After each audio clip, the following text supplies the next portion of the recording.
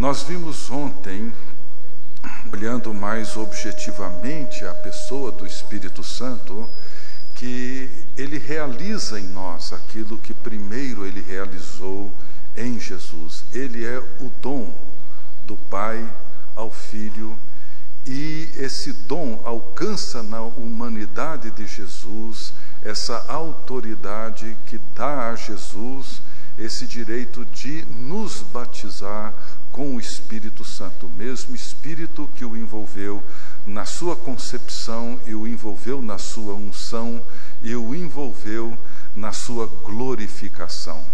Então, aquilo que o Espírito fez em Jesus Cristo primeiro, ele vem e realiza também em nós. E vimos também que o Espírito Santo é o Espírito do relacionamento, é o Espírito da comunhão, é o Espírito da koinonia, é o Espírito que vem e nos abre para Deus, torna possível o nosso relacionamento com o Pai por meio de Jesus Cristo. Ele nos abre para esse relacionamento, mas também nos abre igualmente para o relacionamento horizontal, esse relacionamento que nutrimos uns com os outros, e é sobre isso que eu gostaria de falar hoje à noite, olhando para esse nível mais horizontal dos nossos relacionamentos e como que o Espírito atua transformando as nossas relações, tornando-as mais verdadeiras, mais profundas, mais ricas, mais humanas e mais divinas, como é o propósito de Deus.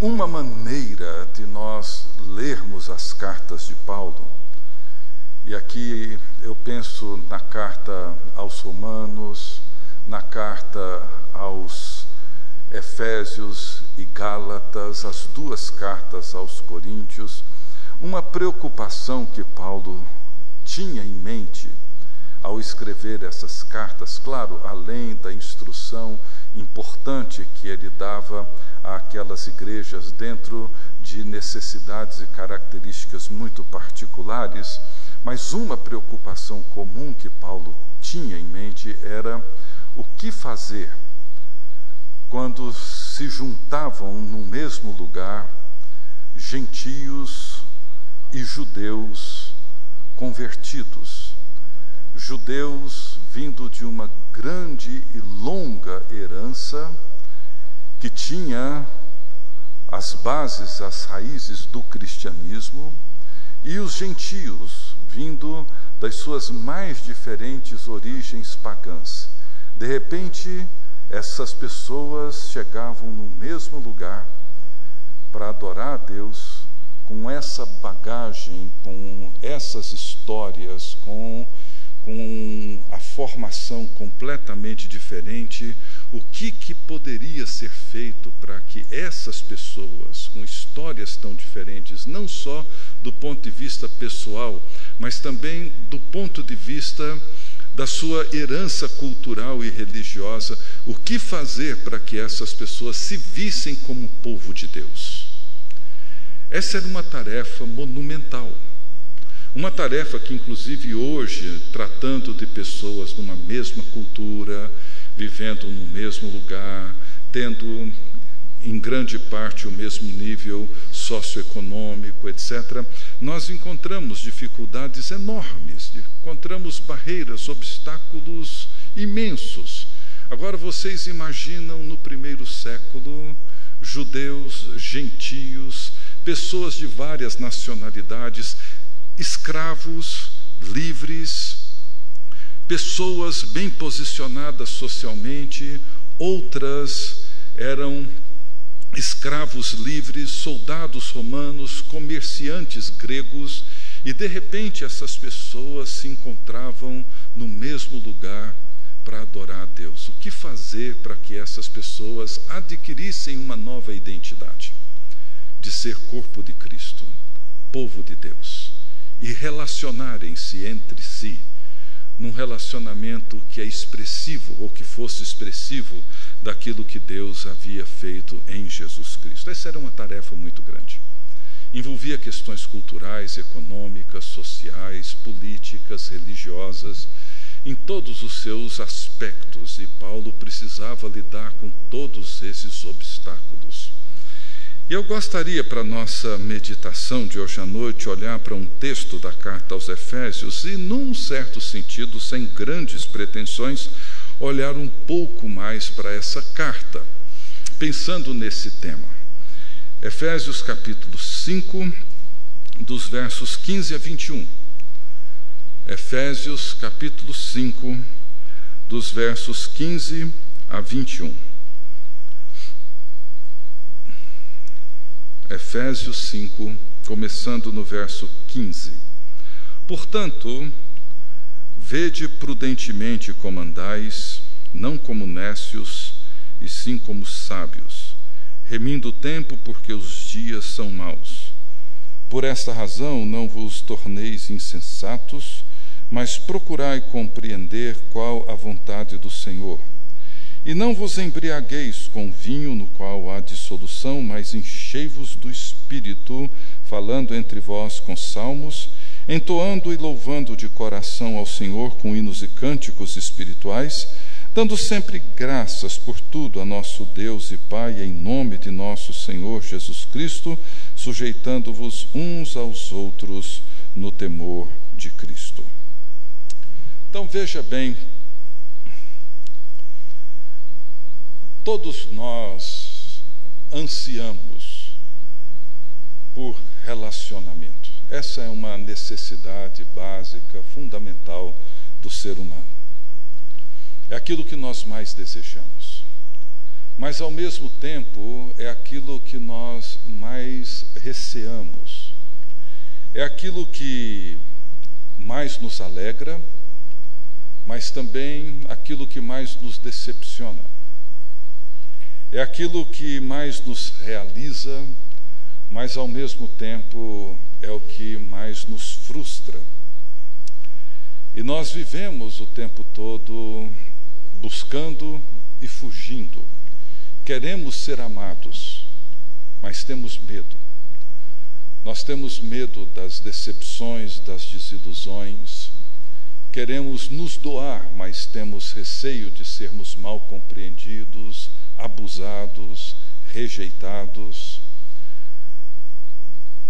De uma forma ou de outra, somos levados a construir e desenvolver os obstáculos, muralhas, as nossas reservas. Temos dificuldade de nos entregar, precisamos de algumas garantias, primeiro, para depois nos doar para alguém. Mas a vida de Cristo, ou a vida em Cristo, essa vida que nasce e que emerge da ressurreição, essa vida nasce do amor de Deus, do Deus que é amor. Paulo diz no verso 2 do capítulo 5, andai em amor, como também Cristo nos amou e a si mesmo se entregou por nós. Andem, vivam, atuem, relacionem em amor, como Deus em Cristo nos amou, como Cristo se entregou, como Cristo se deu por nós. Fora disso, fora do amor e do relacionamento que emerge, que surge dessa realidade, nada é real, nada é verdadeiro, tudo se perde. Quando a vida gira em torno do poder, do status, do dinheiro, da profissão, das funções, dos cargos, seja lá o que for, tudo se torna irreal, porque essas coisas se perdem. Nós corremos constantemente o risco de ver tudo isso de uma hora para outra se perder. Então, Paulo aqui, ele traz uma afirmação que é fundamental. Primeiro, ele traz 3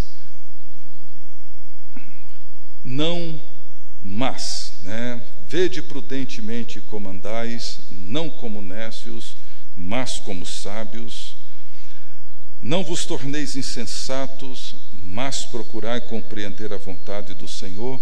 E vem esse grande imperativo: não vos embriagueis com vinho, no qual há dissolução, mas enchei-vos do Espírito.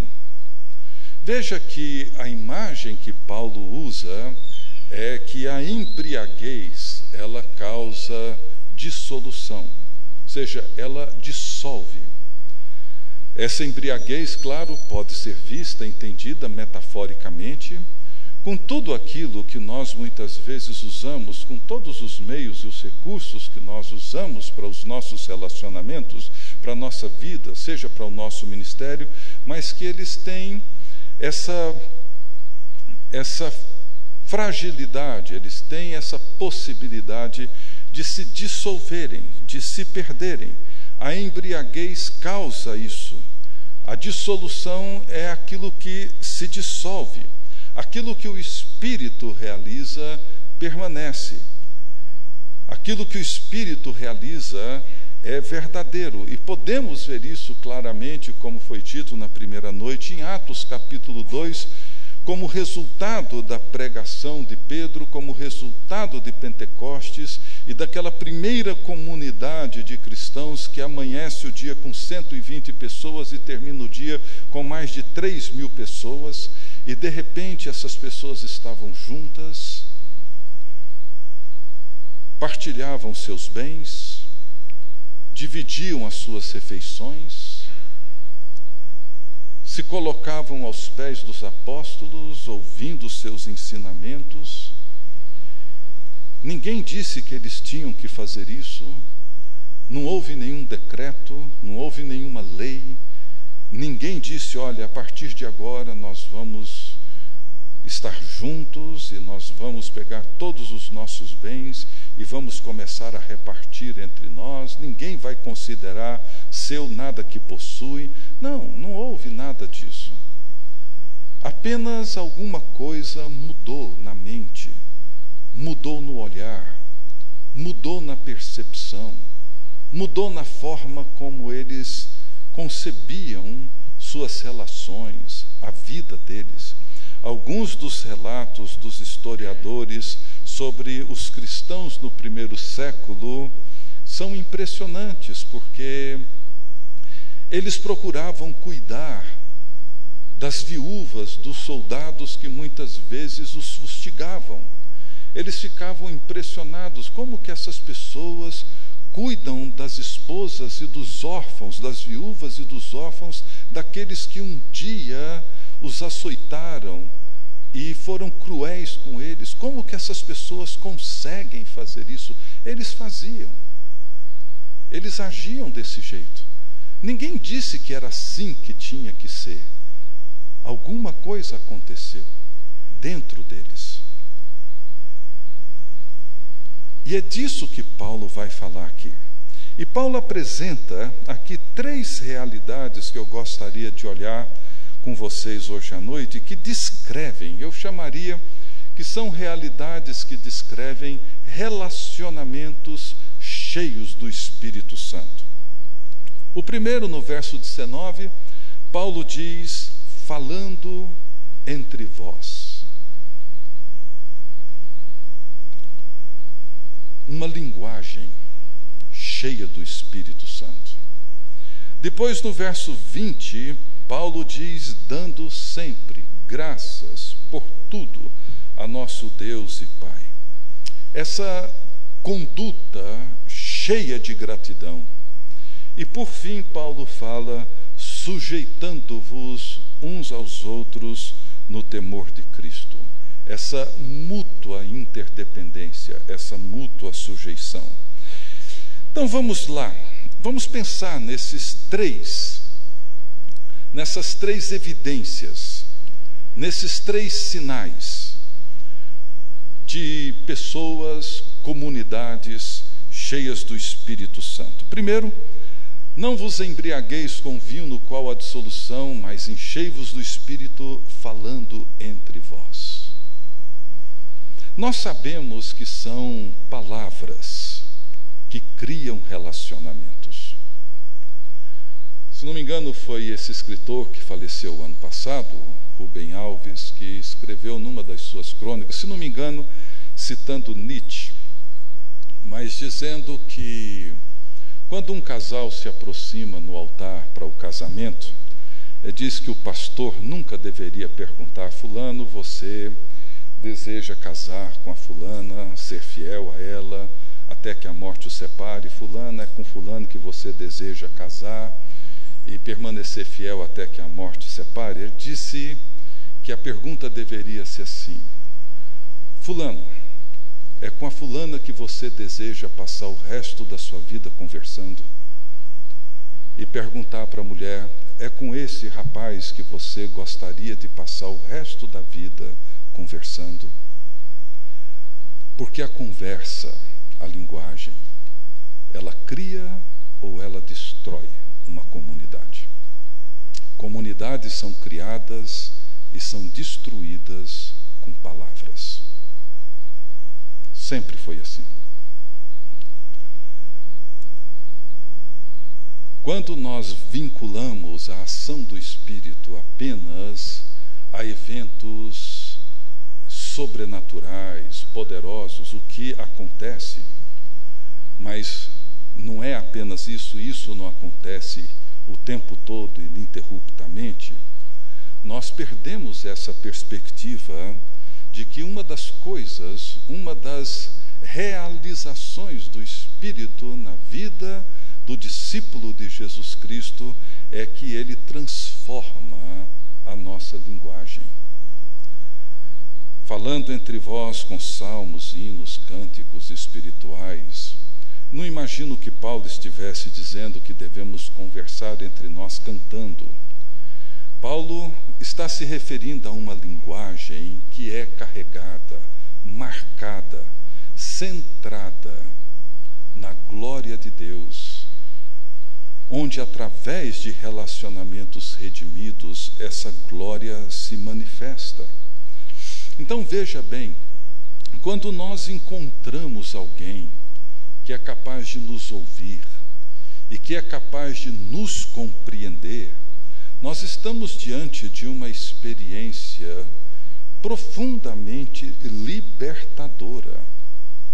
Eu tenho encontrado e conversado tanto com homens como com mulheres que depois de uma experiência desastrosa com um casamento, alguma coisa assim, e mais na frente, sei lá, tentando reconstruir a vida, essas pessoas aproximam de você e dizem mais ou menos assim: até que enfim encontrei alguém que me compreende. É como se essa pessoa dissesse: encontrei alguém capaz de me amar, de me ouvir, de me entender, de me compreender. É por essa razão que grande parte do capítulo 4, Paulo vai se dedicar a essa nova linguagem, muitas vezes usando a sua forma negativa para nos ajudar a entender o relacionamento da nova criação, que é todo o tema da carta de Paulo aos Efésios. A carta de Paulo aos Efésios, quando no capítulo 2, verso 1, ele afirma esse texto bem conhecido de todos nós: ele vos deu vida, estando vós mortos nos vossos delitos e pecados. Paulo está aqui remontando a história do Velho Testamento. Quando os nossos primeiros pais pecaram, Deus disse a eles que poderiam comer de todo o fruto, de tudo que existia no jardim, mas que daquela árvore, lá no centro do jardim, eles não poderiam comer, e se comessem, o que aconteceria com eles? Certamente morreriam. Eles comeram. E como que eles morreram? Exílio. Essa é uma palavra que predomina o Velho Testamento. Exílio, esse banimento. Paulo volta a essa mesma expressão: ele vos deu vida estando vós mortos em vossos delitos e pecados. Como? Quando vocês andavam segundo o curso deste mundo. quando vocês pensavam como as pessoas desse mundo pensam. Em outras palavras, Paulo está dizendo assim: vocês estavam mortos quando vocês pensavam do jeito que todos os anapolinos pensam, quando vocês agiam do jeito que todos os anapolinos agem, quando vocês se relacionavam do jeito que todos os brasileiros se relacionam. Quando vocês passaram a viver igual todo mundo vive, vocês tornaram-se mortos. Porque essa condição foi a condição que Israel passou a viver no momento em que decidiu andar por conta própria, querendo ter o seu próprio rei, querendo definir a sua própria agenda, a sua própria vida. E Paulo, então, vai descrever esse relacionamento, essa vida que surge do encontro com Cristo, que é a nova criação, a nova humanidade, o novo mundo de Deus. Então, Paulo vai nos ajudar a entender que, entre outras coisas, essa nova criação realiza em nós uma nova linguagem capaz de produzir relacionamentos redimidos e transformados. Isso é importante tanto para a família, como para a igreja, como nas nossas relações no trabalho.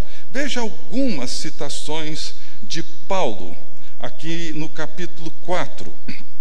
Veja no verso 15: mas seguindo a verdade em amor, cresçamos em tudo naquele que é a cabeça, Cristo.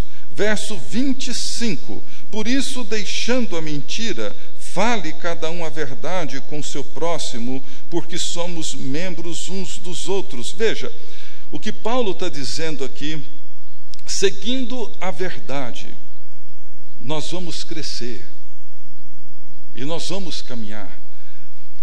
Deixe a mentira, fale a verdade com seu próximo, porque somos membros uns dos outros. Veja, para Paulo aqui falar a verdade ou seguir a verdade em amor é obra do Espírito. Por quê? Não se trata aqui de dizer o que eu penso ou dizer o que eu sinto. Não é disso que Paulo está falando. Podemos até fazer isso em algum lugar, em algum momento, mas não é isso que Paulo define como uma linguagem transformada pelo Espírito. Seguir a verdade em amor, ou falar a verdade em amor, isso significa que é necessário porque somos membros uns dos outros.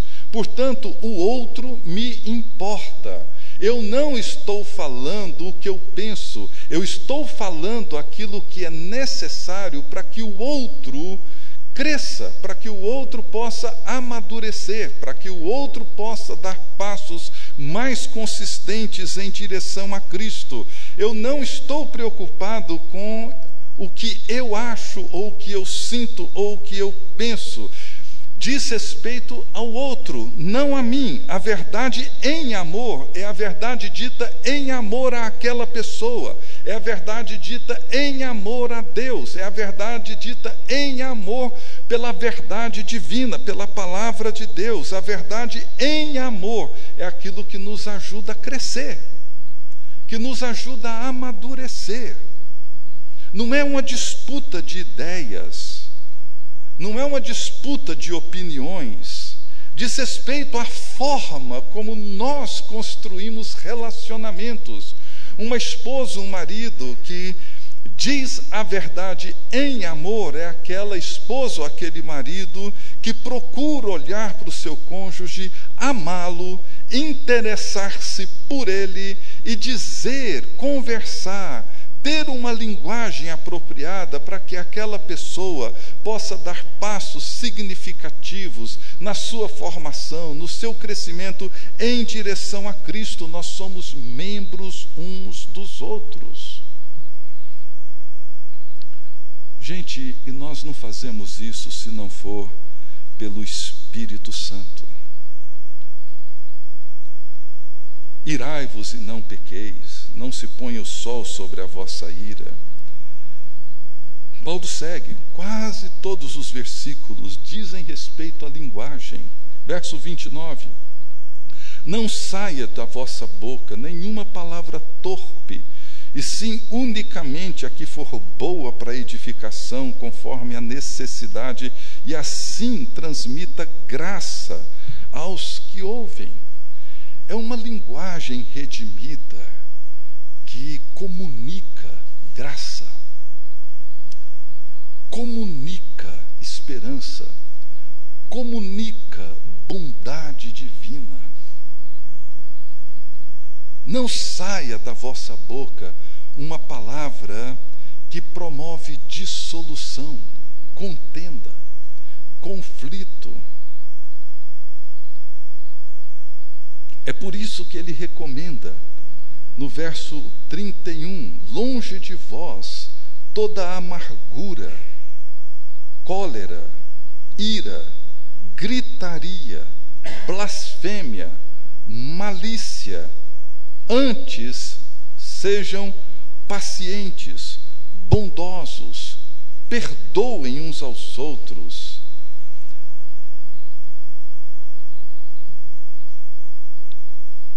Não saia da vossa boca nenhuma palavra indecorosa, maliciosa, indecente, palavra torpe, veja, palavra que entorpece. Palavras que nos levam a perder o vigor, palavras que nos levam a perder os estímulos que limitam a nossa liberdade. Digam apenas aquilo que promove, produz a edificação conforme a necessidade. É preciso estar atento à necessidade das pessoas à nossa volta. Maridos precisam estar atentos, ter a sensibilidade para perceber aquilo que é necessário ao seu cônjuge, aos seus filhos. É preciso perceber a necessidade de pessoas com quem nós convivemos na nossa igreja. Entender, compreender. As experiências mais profundas e libertadoras que eu vivi na minha vida foi com pessoas que tiveram capacidade para me ouvir, me compreender e atuar na minha vida, produzindo aquilo que era necessário para o meu crescimento, para o meu desenvolvimento. Somente uma pessoa cheia do Espírito Santo faz isso. Como eu disse, não se trata de desabafos, mas da palavra que leva em conta o outro, que leva em conta a comunidade, que leva em conta a graça de Jesus Cristo. Então, Paulo segue, verso 3 do capítulo 5, mas a impudicícia e toda sorte de impureza, cobiça, nem sequer se nomeie entre vós, como convém a santos, nem conversação torpe, nem palavras vãs, chocarrices, coisas essas inconvenientes, antes, pelo contrário, ações de graça. Verso 6, ninguém vos engane com palavras vãs, porque por essas coisas vem a ira de Deus sobre os filhos da desobediência. E aí ele vai. Veja quanta referência, quanta preocupação Paulo tem com a linguagem. Com a linguagem. Enchei-vos do Espírito, falando entre vós.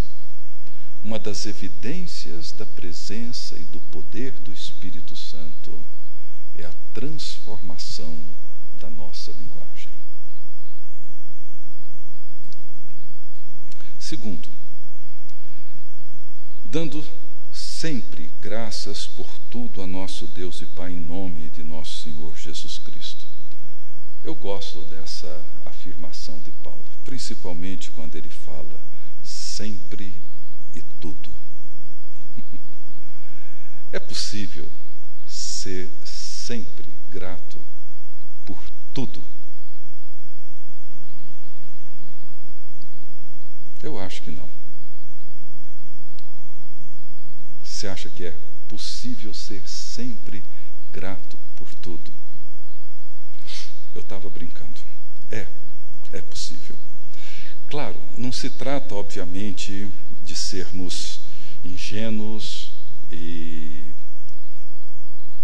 tentar ficar extraindo alguma possibilidade de algo bom diante de uma tragédia. Não se trata disso. Que, aliás, tentamos fazer isso com muita frequência, querer extrair alguma coisa boa de uma situação trágica. Não faça isso. Não é disso que Paulo está falando. Não, alguma coisa boa Deus está fazendo. Nós temos que entender alguma coisa que Deus está querendo nos falar ou fazer conosco através dessa tragédia. Não. Para muitos de nós, ser grato não é necessariamente uma conduta tão óbvia. Nós não somos pessoas gratas. Talvez essa seja uma primeira constatação. Nós hoje somos pessoas que talvez, diante de uma cultura onde somos frequentemente instruídos em reconhecer os nossos direitos e cada vez menos os nossos deveres, onde nós damos por certo que as coisas são nossas, nos foram dadas. Então, eu imagino que ninguém aqui uma vez entrou no Google e acessou o dicionário do Aurélio para descobrir o significado de alguma palavra, alguma expressão, e agradeceu ali a Deus pela vida de Aurélio, que levou décadas e décadas de trabalho exaustivo para elaborar um dos melhores dicionários da língua portuguesa que nós temos. Nós não fazemos isso, aquilo é nosso. Eu comprei o computador, paguei por ele, paguei pelos programas, eu tenho direito a isso. Ninguém para ser grato diante da 9ª Sinfonia de Beethoven. Essa eu sempre me emociono com ela. Mas é raro você encontrar uma pessoa grata diante dessas coisas que hoje estão tão facilmente diante de nós. Com um clique, com um aperto de dedo no computador, eu tenho as obras completas de Agostinho. E posso ler o trabalho que esse homem levou a vida inteira, claro, a partir dos seus 30 anos, para escrever as obras mais ricas do pensamento cristão de toda a história. Então nós não temos isso.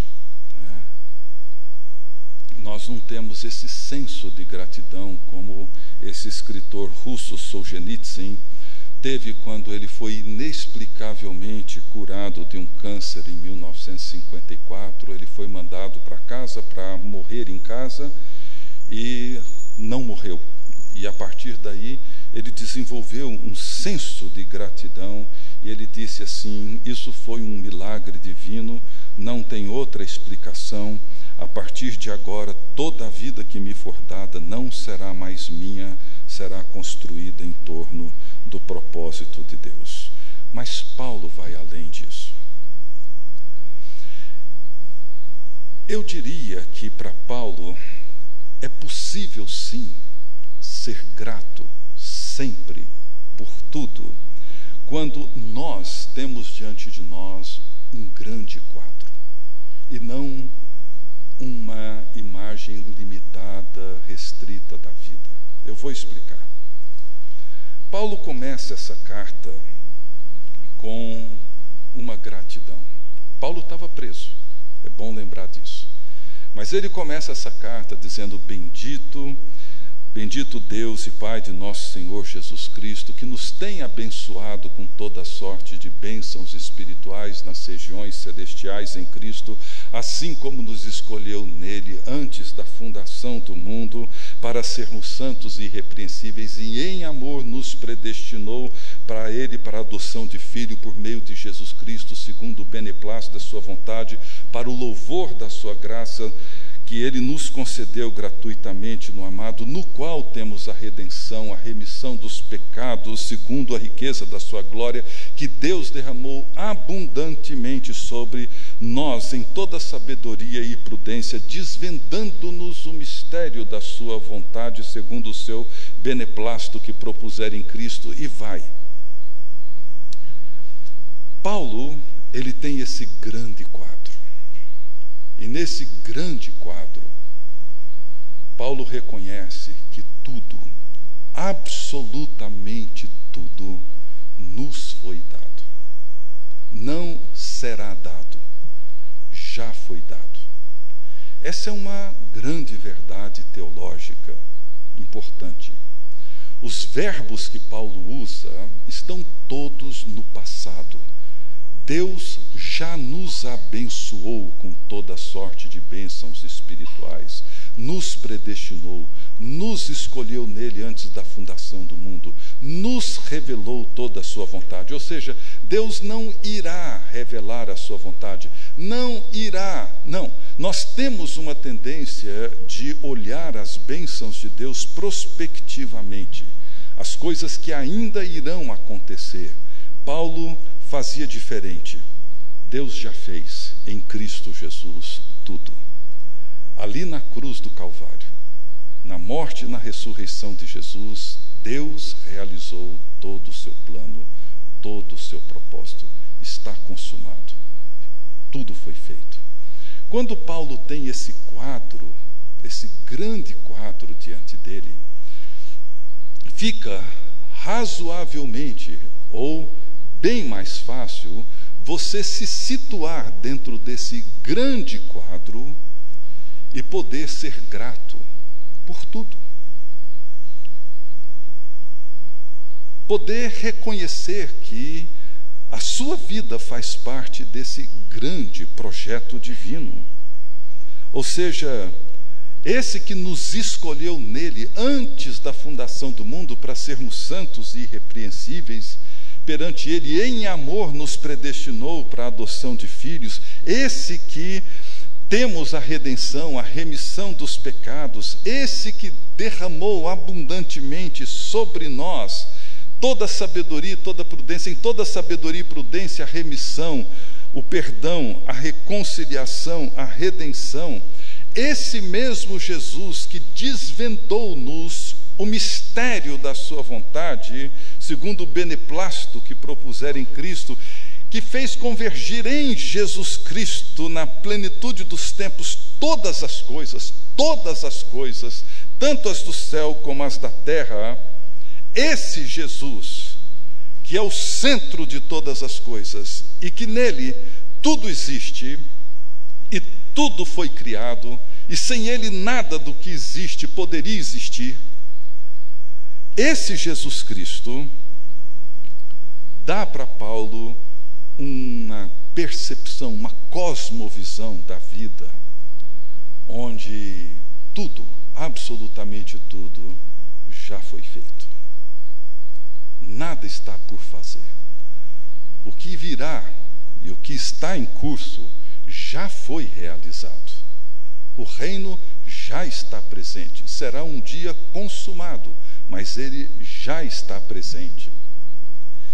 Essa realidade que Paulo tem diante de si é que faz com que Paulo seja grato sempre por tudo. O livro do Apocalipse é um desses livros fascinantes. O ano passado, em acho que 15 domingos, eu expus esse livro, e cada vez que eu li eu ficava mais e mais e mais fascinado com a beleza desse livro. E o que acontece em Apocalipse é exatamente a mesma coisa. Num domingo, João encontrava-se ali na ilha de Patmos, sob o domínio de Domiciano, um dos imperadores cruéis do Império Romano, ano 98, mais ou menos. No ano 94, Domiciano havia executado mais de 40.000 cristãos, entre eles eu estou em dúvida agora se 40 ou 4 mil, depois eu checo. Mas entre eles o jovem Timóteo, e Paulo encontrava-se ali preso em Pátimos.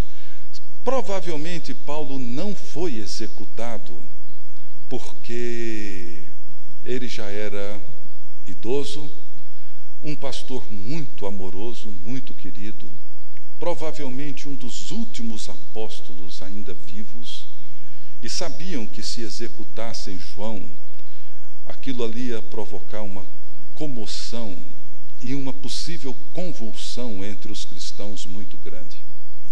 Então preferiram mantê-lo vivo, exilado. Eu imagino João sozinho ali na ilha de Pátimos, e no domingo ele vai fazer aquilo que todos os cristãos fazem todos os domingos. E enquanto ele adorava, enquanto ele orava, Jesus então se revela a ele. Esse é o sentido do Apocalipse. É como se uma cortina abrisse, como se um presente fosse desembrulhado. Essa cortina se abre, um cenário novo surge diante dele. O livro é João percebendo a finalidade. Apocalipse não é um livro futurista, é presente, diz respeito àquilo que estava acontecendo, não aquilo que iria acontecer. Aliás, Apocalipse fala muito mais do passado do que de futuro. Mas quando João olha para aquilo, ele percebe que quem reina e quem governa não é Domiciano, é o Cordeiro que esteve morto, mas que agora está vivo. Esse Cordeiro é que tem as chaves da vida e da morte, e ele reina e reinará pelos séculos dos séculos. Quando o cenário se abre e quando a percepção de João muda, as coisas se encaixam, e aí sim é possível sim ser grato sempre por tudo. É possível. Eu dizia na minha igreja que o livro do Apocalipse tem 2 propósitos pastorais bem práticos. Interpretar, ver e interpretar a realidade visível do presente, essa realidade marcada por violência, corrupção, injustiça, fome, morte, etc., à luz da realidade não visível do futuro. Jesus vem, ele voltará, e ele vai trazer consigo o seu reino de justiça e de paz. A nova Jerusalém descerá, e isso vai ser extraordinariamente fantástico. Mas existe um outro propósito, talvez muito mais importante para nós agora do que esse, se é que eu poderia dizer assim. É ver e interpretar a realidade visível do presente à luz da realidade não visível do presente. Interpretar a realidade que nós vivemos hoje, mentira, corrupção, violência, maldade, etc., etc., à luz da realidade não visível do presente. Exatamente hoje, aqui, agora, em toda a criação, Jesus reina. Ele governa. Ele é o Cordeiro de Deus que foi morto e vive. Não é Dilma, não é Obama, é Cristo que reina e reinará pelos séculos dos séculos. Quando nós temos esse quadro pintado, quando eu entendo que eu fui abençoado com toda a sorte de bênçãos espirituais, quando eu reconheço e sei que Deus já me revelou todo o mistério da sua vontade, a vontade de Deus não é algo que está por ser descoberto, já foi desempacotado. Jesus abriu isso na cruz e mostrou o que ele veio realizar. Quando esse cenário fica claro diante de nós, nós então redimensionamos todas as outras coisas. Paulo está preso, mas ele se vê como um homem livre em Cristo. As suas algemas estão ali para ele proclamar Cristo naquela circunstância.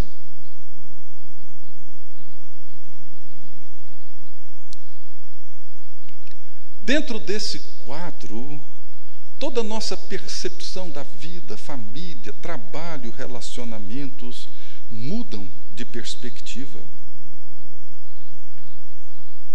As coisas são colocadas no seu devido lugar. Efésios é um livro fascinante por isso. Em terceiro lugar, Paulo diz assim: sujeitando-vos uns aos outros no temor de Cristo. Palavras como submissão, sujeição, elas soam hoje palavras difíceis, complicadas, descontextualizadas, fora de sintonia com os tempos modernos, tão marcado pela autonomia, pela independência. Discute-se hoje o direito à privacidade dos filhos, a não interferência dos pais. Fala-se muito em relacionamentos abertos, sem compromissos, sem vínculos. Cada um faz o que quer, com quem quer, quando quiser. Ninguém tem o direito de se meter na vida de ninguém, cada um é dono do seu próprio nariz. Mas o que Paulo propõe, o que o Espírito Santo realiza, é transformador e libertador.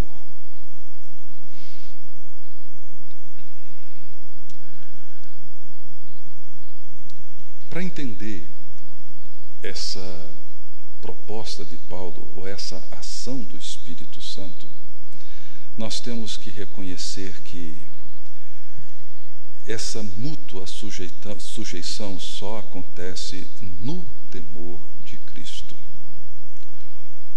O temor é o princípio que nos ajuda a reconhecer e responder à santidade de Deus. Temor é a sentença básica do Velho Testamento. É uma atitude, é uma postura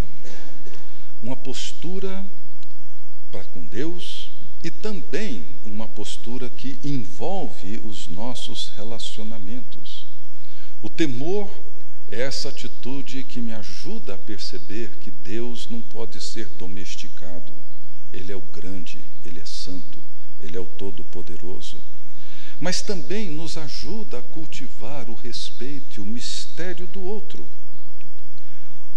O temor me ajuda a olhar para as pessoas com reverência, com cuidado.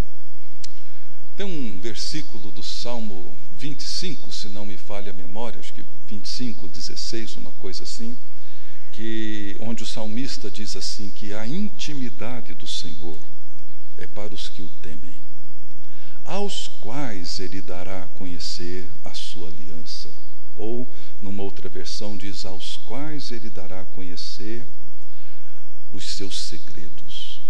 Eu acho isso belíssimo. Veja,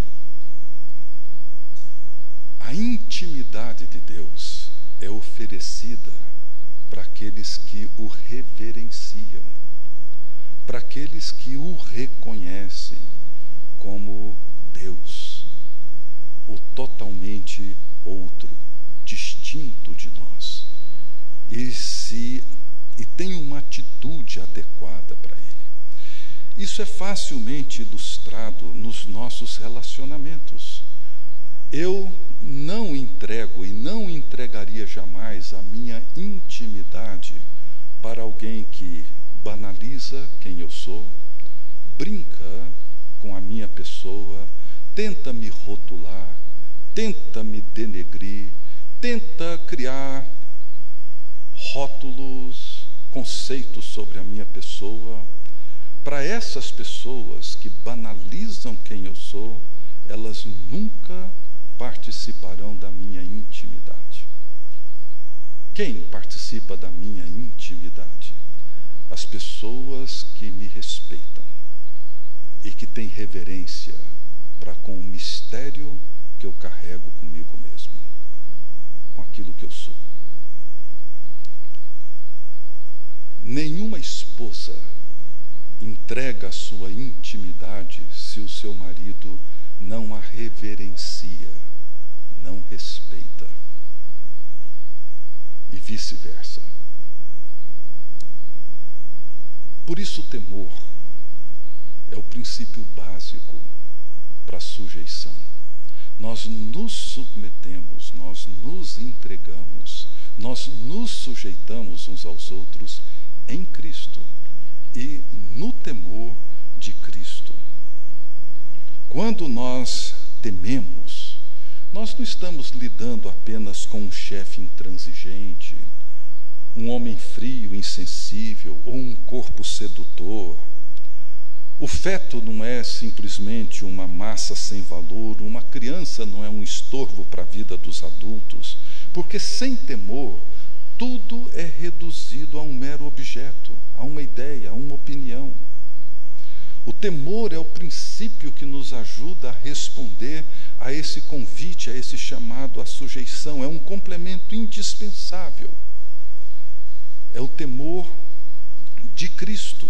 Como é que nós superamos diferenças culturais e pessoais? Como é que nós podemos seguir crescendo em direção a um relacionamento maduro? O que Paulo sugere e propõe não é um ajuste social, psicológico, ele propõe uma nova forma de nós nos relacionarmos em Cristo, como a Cristo, por 11 vezes, dos versos 22 do capítulo 5 até o verso 9 do capítulo 6, Paulo vai falar como a Cristo, em Cristo, como ao Senhor, no Senhor. Todo relacionamento na família, trabalho e igreja é definido, precisa ser redefinido em relação a Cristo. Não é a cultura que determina os nossos relacionamentos, mas Cristo. A medida não é a medida da nossa cultura, mas é a medida de Cristo. A sujeição é uma linguagem de amor quando nós aprendemos a considerar o outro superior a nós mesmos, mais importantes do que nós mesmos. Não significa abrir mão de ideias, de opiniões, de percepções diferentes. Significa reconhecer em Cristo o valor que aquela outra pessoa tem para Deus e como que esse valor reflete na maneira como eu interajo com essa pessoa. É por isso que Paulo muda a cultura. Uma vez que Cristo envolve Paulo e leva Paulo para dentro dessa nova realidade do reino de Deus, que é o que Paulo convida os discípulos de Jesus de Éfeso, para que eles entrem, para que eles participem desse novo mundo, dessa nova realidade. É o apelo que ele faz no capítulo 4, rogo-vos, pois eu, prisioneiro no Senhor, que andeis de modo digno da vocação para dentro da qual todos vocês foram chamados. Então Paulo vê aquela realidade profissional, de trabalho, família, relacionamento. Paulo percebe que aquilo precisa ser mudado. Às vezes nós lemos esse texto, os versos 22 do capítulo 5 ao 9 do capítulo 6, de forma segmentada. Pensamos, às vezes, que Paulo está falando nos versos 22 até o 33 para o relacionamento marido e esposa, nos versos 1 a 4 do capítulo 6 o relacionamento dos pais com os filhos, e nos versos 5 a 9 para o relacionamento dos senhores e os seus escravos.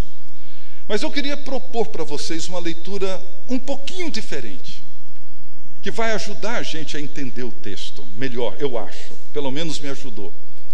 Veja bem, no Império Romano do primeiro século, e eu vou terminar já, porque imagino que vocês estão cansados, já tem quase uma hora, mas no Império Romano do primeiro século, onde Éfeso, que era uma cidade grega, mas estava sob o domínio romano, na legislação romana do primeiro século, não havia uma única cláusula, não havia um único artigo que protegesse a mulher, os filhos e os escravos.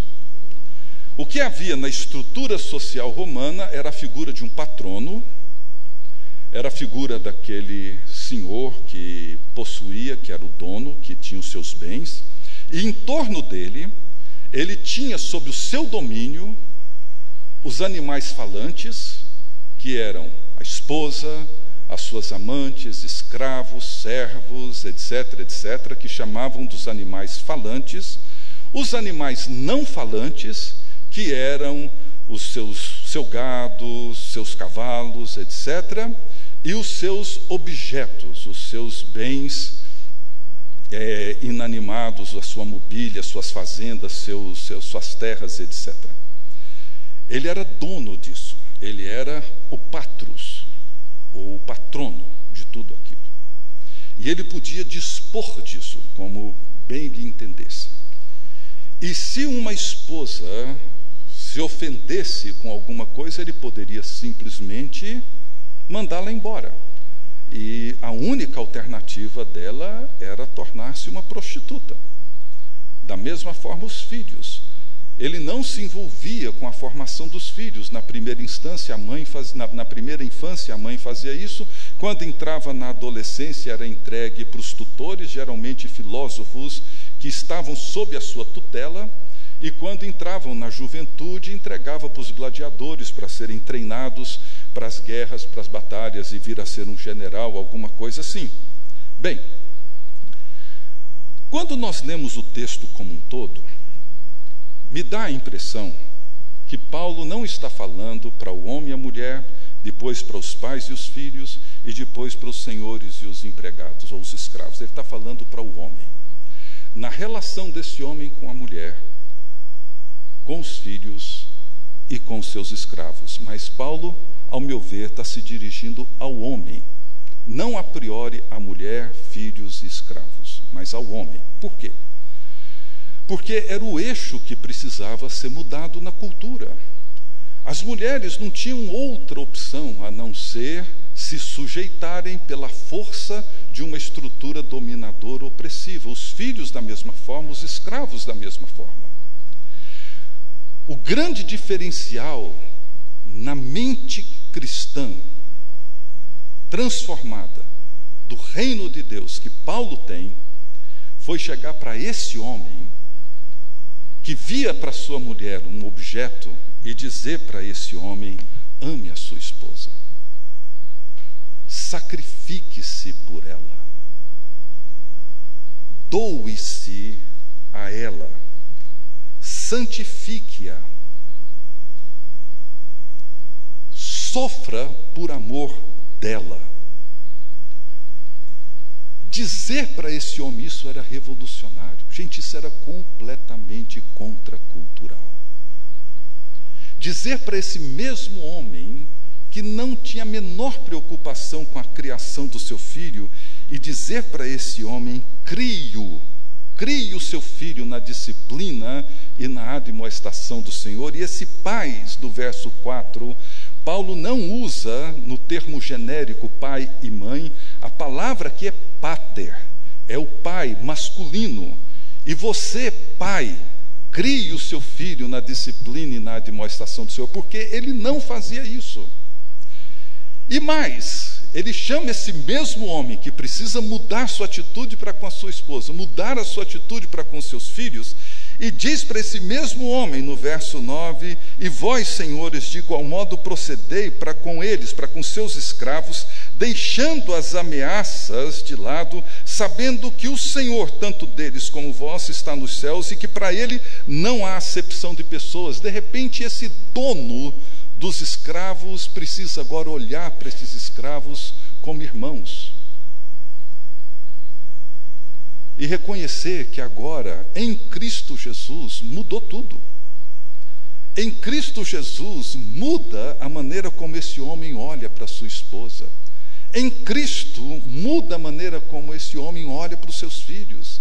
Em Cristo muda a maneira como esse homem olha para os seus escravos.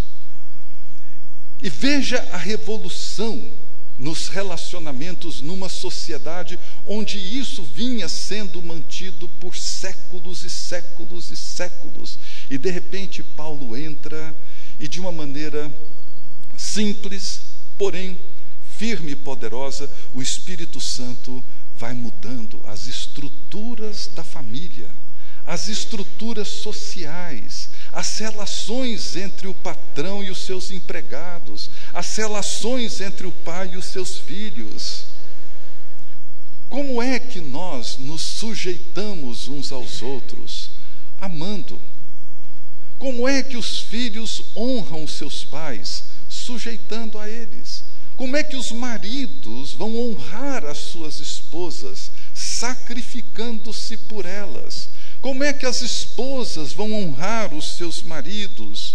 Sujeitando-se a eles. Como é que os maridos vão honrar a Cristo através do casamento? Sujeitando-se às suas esposas. Como é que os empregados vão honrar a Cristo no seu emprego, no seu trabalho? Sujeitando-se aos seus senhores. E como os senhores irão honrar a Cristo na relação com seus empregados e escravos? Sujeitando-se a eles.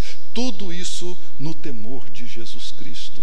Gente, só o Espírito Santo poderia fazer uma coisa assim. Não tinha cultura capaz de fazer isso. Não tinha legislação capaz de mudar isso. Só o Espírito Santo.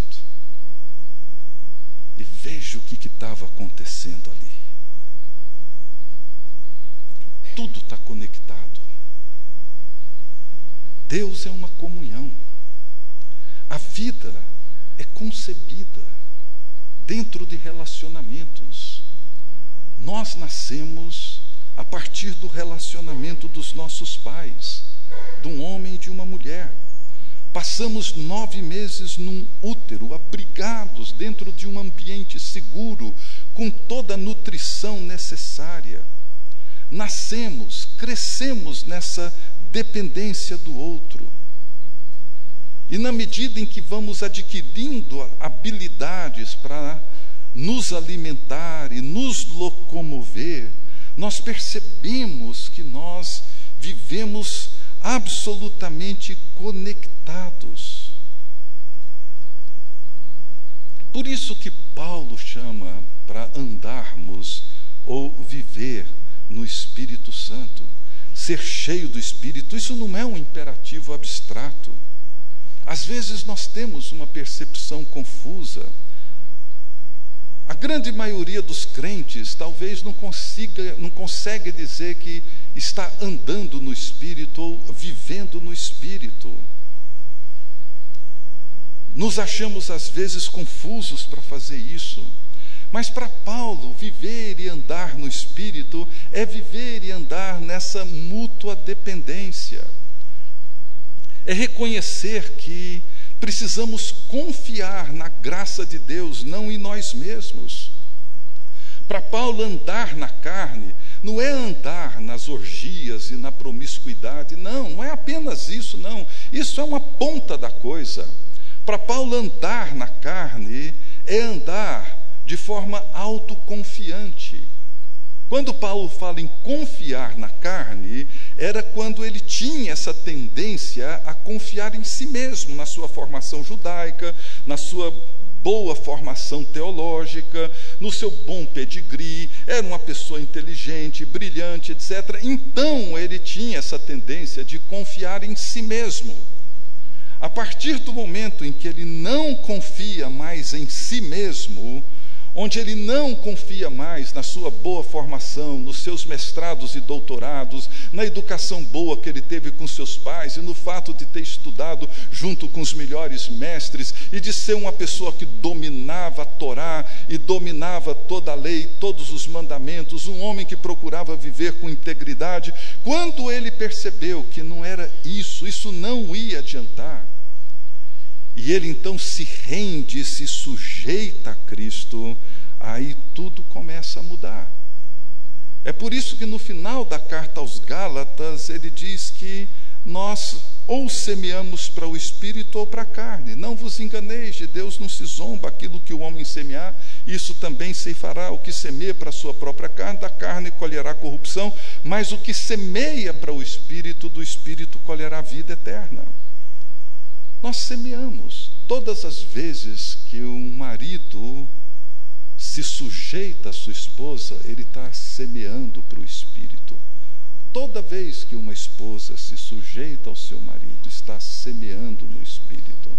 Toda vez que um pai, uma mãe, se dedica amorosamente, firme, no cuidado, na educação, na instrução, na admoestação dos seus filhos, está manifestando a presença e a vida do Espírito. Todas as vezes que nós encorajamos os nossos irmãos, todas as vezes que alguém dá um passo a mais na vida da fé, todas as vezes que alguém amadurece um pouco que seja, nós estamos semeando para o Espírito. Todas as vezes que nós ouvimos as histórias, as narrativas pessoais, todas as vezes que pacientemente nós procuramos escutar os nossos irmãos e as suas histórias, interagir com eles e ajudá-los a crescer em Cristo, mesmo que às vezes a palavra possa ser um pouco dura ou outras vezes mais branda, não importa, mas todas as vezes que a minha preocupação é amar aquela pessoa e ajudá-la a crescer, nós estamos vivendo no Espírito e construindo e moldando a comunidade do Espírito. É para isso que nós fomos chamados. Só o Espírito, só homens e mulheres que continuamente vão sendo dia após dia cheios do Espírito é que desenvolvem uma linguagem, um jeito de falar.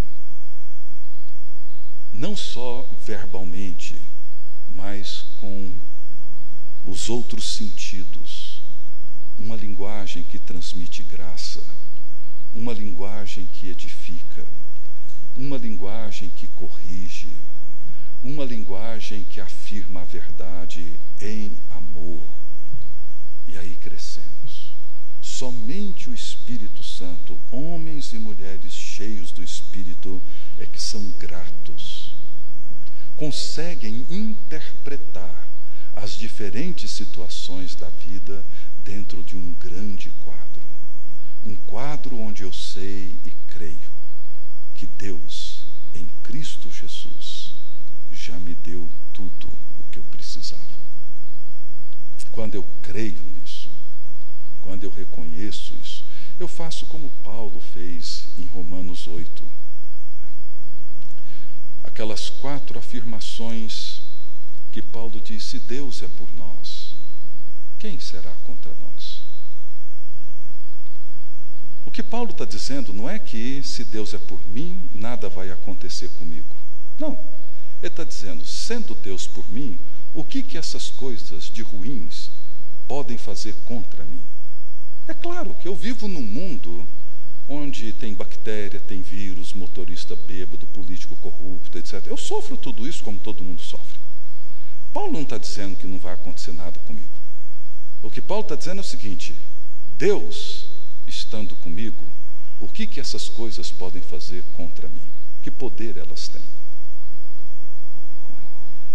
Paulo segue dizendo: aquele que não poupou o seu próprio filho, antes por todos nós o entregou, porventura não nos dará graciosamente com ele todas as coisas?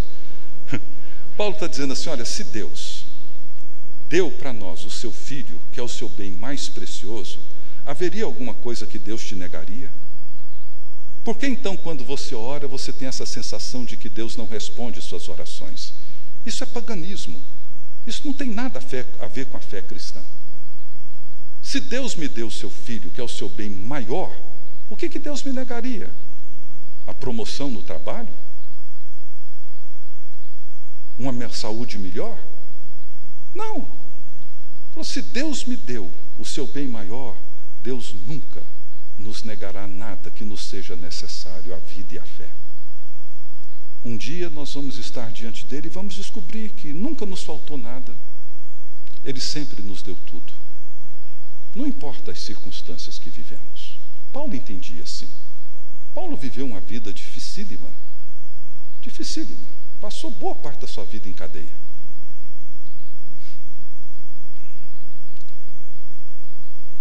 Paulo diz: quem nos condenará? É Cristo Jesus quem morreu, Ele que nos justificou. O tempo todo tem pessoas nos acusando e condenando.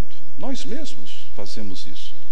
Mas Paulo diz, o último, aquele que tem a última palavra, que vai bater o martelo final do meu julgamento, já morreu por mim, me justificou. O que as pessoas podem, que acusação elas podem levantar contra mim? E por fim ele diz, quem nos separará do amor de Cristo? Será tribulação, angústia, perseguição, fome, morte, nudez, perigo, espada? Assim, quem pode me separar do amor de Cristo? Olha, todas essas coisas que Paulo menciona, perseguição, perigo, fome, morte, nudez, espada, etc., tem um potencial enorme para fazer as pessoas sentirem que Deus não as ama. Muita gente já abandonou a fé por achar que Deus não as ama, por terem passado coisas muito menores do que essas. Mas Paulo falou, não. O amor de Deus não é medido pelas dificuldades que eu passo. Nada disso pode me separar do amor dele. Em todas essas coisas somos mais que vencedores por meio daquele que nos amou. Quando nós entendemos essas coisas, como Paulo entendeu, nós entendemos o que significa viver a plenitude do Espírito. O Espírito não é esse visitante ocasional, que num retiro, num culto, em algum momento, nos dá uma experiência assim arrebatadora. Pode acontecer, mas não. Ele é Deus em nós, conosco. É Ele que torna a nossa relação com Deus possível e a nossa relação entre nós real. Que Deus nos abençoe e nos ajude a viver a riqueza do Evangelho de Jesus.